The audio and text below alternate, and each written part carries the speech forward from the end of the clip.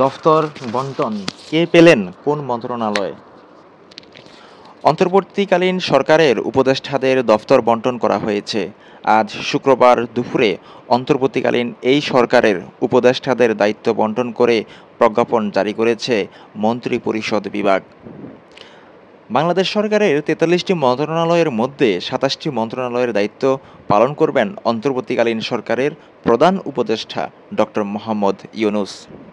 এর মধ্যে রয়েছে মন্ত্রিপরিষদ বিভাগ, প্রতিরক্ষা মন্ত্রণালয়, সশস্ত্র বাহিনী, শিক্ষা মন্ত্রণালয়, সড়ক পরিবহন ও সেতু মন্ত্রণালয়, খাদ্য মন্ত্রণালয়, গৃহায়ন ও গণপূর্ত মন্ত্রণালয়, ভূমি মন্ত্রণালয়, বস্ত্র ও পাট মন্ত্রণালয়, কৃষি মন্ত্রণালয়, বিজ্ঞান ও প্রযুক্তি মন্ত্রণালয়, রেলপথ মন্ত্রণালয়, জনপ্রশাসন মন্ত্রণালয়, বিদ্যুৎ, জ্বালানি ও খনিজ সম্পদ মন্ত্রণালয়, নৌপরিবহন মন্ত্রণালয়, পানি সম্পদ মন্ত্রণালয়, মহিলা ও শিশু বিষয়ক মন্ত্রণালয়, দুর্যোগ মন্ত্রণালয়, প্রবাসী কল্যাণ ও বৈদেশিক কর্মসংস্থান মন্ত্রণালয়, ব্যবস্থাপনা ও ত্রাণ মন্ত্রণালয়, তথ্য ও সম্প্রচার মন্ত্রণালয়, বাণিজ্য মন্ত্রণালয়, শ্রম ও কর্মসংস্থান মন্ত্রণালয়, সংস্কৃতি বিষয়ক মন্ত্রণালয়, বেসামরিক বিমান ও পর্যটন মন্ত্রণালয়,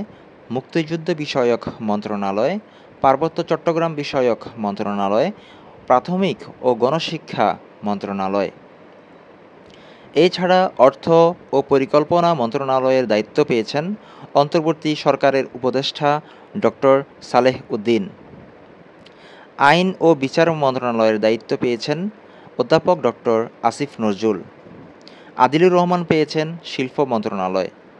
আসিফ মাহমুদ সজীব ভূঁইয়া যুব ও ক্রীড়া মন্ত্রণালয়, হাসান আরিফ স্থানীয় সরকার, পল্লী উন্নয়ন ও সমবায় মন্ত্রণালয়, তহিদ হোসেন পররাষ্ট্র মন্ত্রণালয়, নূরজাহান বেগম স্বাস্থ্য ও পরিবার কল্যাণ মন্ত্রণালয়, ব্রিগেডিয়ার সাখাওয়াত হোসেন স্বরাষ্ট্র মন্ত্রণালয়, সৈয়দা রিজওয়ানা হাসান বন ও পরিবেশ মন্ত্রণালয়, শারমিন এম মুর্শিদ সমাজ কল্যাণ মন্ত্রণালয়, খালিদ হোসেন ধর্ম মন্ত্রণালয়, ফরিদা হাসান মৎস্য ও প্রাণী সম্পদ মন্ত্রণালয়, নাহিদ ইসলাম ডাক, টেলিযোগাযোগ ও তথ্য প্রযুক্তি মন্ত্রণালয়, আসিফ মাহমুদ সজীব ভূঁইয়া যুব ও ক্রীড়া মন্ত্রণালয়।